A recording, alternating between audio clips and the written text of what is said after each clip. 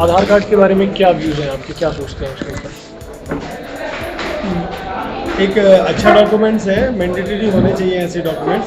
अगर इसको हम पूरी तरह से प्रॉपर वे में यूज़ करें, अगर हम ऑनलाइन लेके आए इसको, एक अगर पॉइंट जैसे एक आईडी नंबर है और इसके अंदर हम पूरी डिटेल, अगर सारी डिटेल अगर हम इसके अंदर डाल दें तो ऑब्वियसली गवर्नमेंट के लिए फ़ायदा होगा।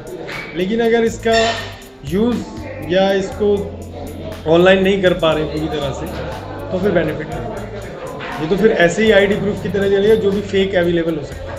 जैसे पर आजकल ये चल रहा है ना कि ये एलपीजी सिलेंडर के लिए भी ये मैंडेटरी होना चाहिए, होने चाहिए तभी आपको सिलेंडर। नहीं नहीं, ऐसा कुछ नहीं। मैंडेटरी का तो ऑब्जेक्शन करना चाहिए। ऑब्जेक्शन ये जो अगर आईडी की आप बात करें तो एक आईडी प्रूफ जो होता है वो सिर्फ ये शो करता है कि हम कहाँ रहते हैं, कौन है, क्या हमारा प्रोफेशन है ये, और क्या हमारी क्वालिफिकेशन है।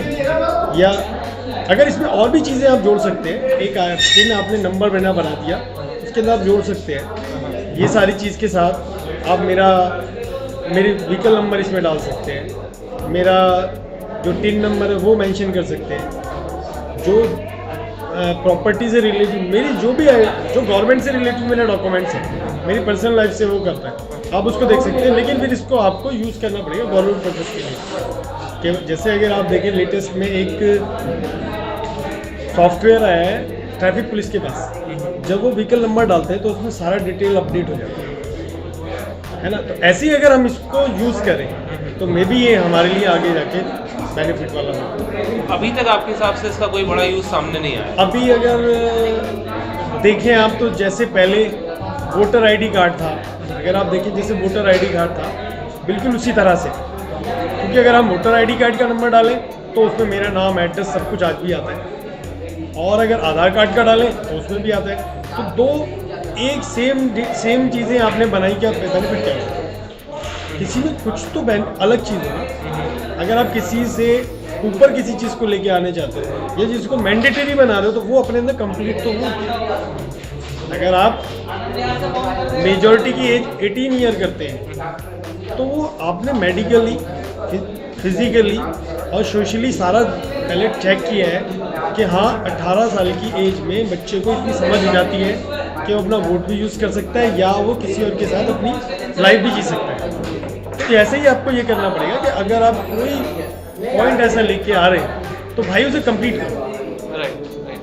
और ये जो प्राइवेट इन्फॉर्मेशन ले रहे हैं, मतलब आधार कार्ड में जो आइरिस ले रहे हैं, आपका फिंगरप्रिंट्स ले रहे हैं और फेस फोटो ले रहे हैं, क्योंकि न्यूज़ में ये भी है कि सेंटर में एक जगह पे, एक सेंटर लोकेशन में मतलब सारा गवर्नमेंट के पास डेटा जा रहा है, तो उस पर क्या आपके व्यूज़ हैं? आपको क्या लगता है? ठीक है, अगर आप फिंगरप्रिंट्स की बात करें, एज ए फिंगरप्रिंट्स एक्सपर्ट तो नहीं कहूँगा, लेकिन हाँ मैंने क्योंकि उसका कोर्स भी किया है। अच्छा। और सर्टिफाइड मेरे पास सर्टिफिकेट भी है उसका। तो अगर आप देखेंगे तो थंब इम्प्रेशन ही एक ऐसी चीज़ है जो सिंगल पर्सन के लिए ही है, करोड़ों में किसी एक का किसी से मैच खाता है। तो अगर आईडी प्रूफ के अंदर, आधार कार्ड के अंदर आप फिंगरप्रिंट को यूज़ कर रहे हैं और फिर उसके फुल्ली सॉफ्टवेयर यूज़ कर रहे हैं तो आप वाकई इससे क्रिमिनल्स और नेगेटिव चीज़ों को रोक सकते हैं। अच्छा सर, पर ये आया है कि अभी तक टेक्नोलॉजी जो है ये पूरी विकसित नहीं है कि मतलब मैं थंब मैं लगाऊंगा, अब जरूरी नहीं है मुझे वेरीफाई वो कर ही पाए, हो सकता है किसी और को वेरीफाई कर दे। नहीं, अगर जब तक हम रेडी नहीं है तब तक देखो फिंगरप्रिंट्स की बात ये है, प्रिंट मीडिया की बात नहीं करूँगा। फिंगरप्रिंट्स एक ऐसी चीज़ है जो स्पेशली एक ही बंदे के लिए गॉड गिफ्टेड है, वो किसी और से मैच नहीं खाता। अगर वो किसी और से मैच खा रहा है तो नेचुरल है, वो टेक्निकली वो कहीं ना कहीं फॉल्ट है। ये वहाँ पे कंपलसरी है कि एक फिंगरप्रिंट्स किसी से नहीं मिल सकता, और जब ऐसी चीज़ भी किसी और से मैच खा रही है तो इसका मतलब फॉल्टी है। ऐसे चांसेस हैं ऐसा होने के? नहीं, ये तो करोड़ों लोगों में किसी एक का बाई चांस मिल सकता है, करोड़ों लोगों में बाई चांस एक का मिल सकता नहीं। तो है। आपको एज अ फिंगरप्रिंट एक्सपर्ट ये पता चला है कि मतलब टेक्निकली अभी हम लोग रेडी हैं क्या? टेक्नोलॉजी इतनी विकसित हुई हाँ है? वायलेंट क्यों नहीं है, पूरा है। पूरा है, क्योंकि हम लोगों ने पेपर पढ़ा था तो अभी भी दिक्कतें हैं। मतलब टेक्नोलॉजी 60% प्रोबेबिलिटी बताती है कि हाँ शायद ये आप ही का मैच है, 60% 70%। ये नहीं बताती है कि हाँ 100% या 95% आई एम श्योर कि ये आप ही का मैच है। देखो, अगर जैसे हम अपनी पॉपुलेशन के हिसाब से बात करें तो फिंगरप्रिंट एक्सपर्ट अगर इसके अंदर लगेंगे, ओके हर केस तो डिफ़ॉल्ट होता नहीं है। अगर बाई चांस कोई डिफ़ॉल्ट किसी केस में आए तो अगर एक्सपर्ट उसको निकालने बैठता है तो उसके अंदर वो पॉइंट कम से कम मेरे एक थंब इम्प्रेशन में और आपके थंब इम्प्रेशन में कम से कम 15 पॉइंट ऐसे होंगे जो हमें मिसमैच करते हैं। तो 15 में से अगर आप लेके आओगे तो 15 में से अगर निकालोगे तो नेचुरल है 8-10 बिल्कुल अलग होगा। इतना तो क्लियर कर ही सकते हो। और सर आपके मतलब इस काम में जब जो केसेस आते हैं, मे बी रियल एस्टेट के केस आते होंगे, मे बी मैरिज के केस आते होंगे, तो जनरली मतलब क्या आधार आइडेंटिटी कार्ड के रूप में हर केस में स्वीकार होने लगा है यहाँ पे? नहीं, अभी बीच में ऐसा था, लेकिन अब कोई मैंडेटरी नहीं है कि आधार कार्ड के बिना कोई और काम नहीं होगा। सर्कुलर भी गवर्नमेंट की तरफ से है, या पहले ऐसे था कि आप आधार कार्ड का ही यूज़ करोगे, लेकिन फिलहाल में ऐसा कोई अच्छा, पहले ऐसा आया था कि आधार कार्ड मैंडेटरी, अब वो हटा दिया गया। फिलहाल ऐसी कोई मैंडेटरी क्लोज नहीं है। अभी आप आईडी प्रूफ वगैरह भी कुछ कर सकते हैं। एक्चुअली मैं अगर मेंशन करना चाहूँ, मैं डिस्ट्रिक्ट कोर्ट में बैठा हूँ, जी जी। तो यहाँ एक भी इक्विपमेंट ऐसा नहीं है जो ये बता सके कि आधार कार्ड जेन्युइन है। अच्छा, यहाँ जो डॉक्यूमेंट्स जो अगर हम उसे यूज़ कर, हमें यही नहीं पता ये जेन्युइन है या नहीं, तो यार मैंडेटरी कैसे? या तो आप उस डिपार्टमेंट में ये मैंडेटरी करो कि ये पहले यहाँ चेक होगा, यहाँ से इसका रिपोर्ट आउट होगा, तब हम यूज़ करें।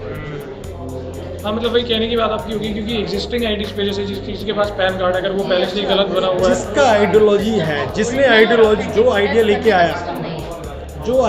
आया कि एक ऐसा नंबर होना चाहिए जो हर बंदे को स्पेसिफिकली आइडेंटिफाई करे, वो ठीक है, अप्रिशिएट करने वाली बात है। लेकिन वो कैसे होगा? अगर उसको नहीं डेवलप कर रहे हो तो फिर कैसे पॉसिबल है? ये मैंडेटरी होना चाहिए कि एक कोई ऐसा नंबर हो जो हमें ये आइडेंटिफाई करे कि मैं बार बार सबको क्या बताऊं कि मैं एडवोकेट हूँ, मैं वहाँ बैठता हूँ, मेरा ये काम है, इतनी मेरी इनकम है, ये मेरा यहाँ से लिंक है, ये है। अगर कोई छोटी सी आईडी ये प्रूफ कर दे कि हाँ ये है, तो ख़त्म हो जाती है बात। हाँ, तो वही वाली बात होगी कि एग्जिस्टिंग आईडीज पे, क्योंकि जैसे पैन कार्ड है अगर वो किसी ने फेक तरीके से बना रखा है तो उसी पे लेके मैं अभी रिसेंटली मैं केस बता देता हूँ। अभी बांग्लादेशी यहाँ पे एक केस के अंदर पकड़े गए कि बांग्लादेशी है, ये पकड़े गए बांग्लादेशी हैं। हमने बेल बॉन्ड वहाँ बेल लगाया तो बेल के अंदर आ गया कि हमारी तरफ से मेंशन था कि बांग्लादेशी नहीं है। हमें क्लियर नहीं है ना, क्योंकि उनके सिर्फ ये एविडेंस है कि उनका डॉक्यूमेंट्स नहीं है इंडियन का, इसलिए बांग्लादेशी है जी। तो हमें ही हमारे क्लाइंट ने बताया कि उसकी जो सिस्टर है रियल, वो अभी भी नोएडा रहती है और उसके पास आईडी प्रूफ है। तो हमने उठाया और आईडी प्रूफ पुलिस इन्वेस्टिगेशन के अंदर उसके आईडी प्रूफ को ले लिया, लेकिन आफ्टर वेरिफिकेशन पता चला कि वो फेक है।